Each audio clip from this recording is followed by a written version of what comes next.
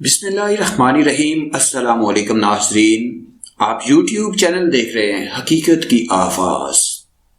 पाकिस्तान मुस्लिम league नून की नायब सदर मरियम नवाज के बेटे साबिक वज़ीर आज़म नवाज शरीफ के नवासे जुनैद सफ्दर के गुज़श्ता रात होने वाले निकाह की तकरीब से तस्वीरें सोशल मीडिया पर खूब वायरल हो गई है।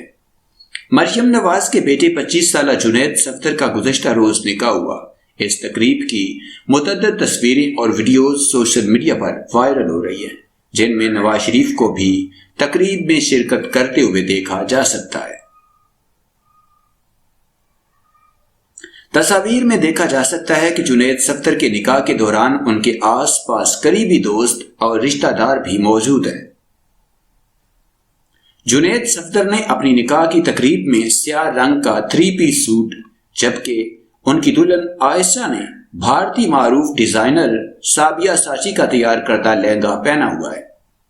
जुनैद सफ्दर की निकाह के कागजात पर दस्तखत करते भी वीडियोस खूब वायरल हो रही है।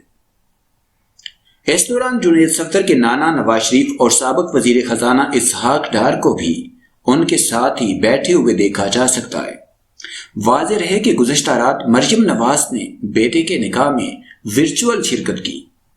मरियम नवाज ने जाती उम्रा में बेटे के निकाह की खुशी में तकरीब का एहतमाम किया था।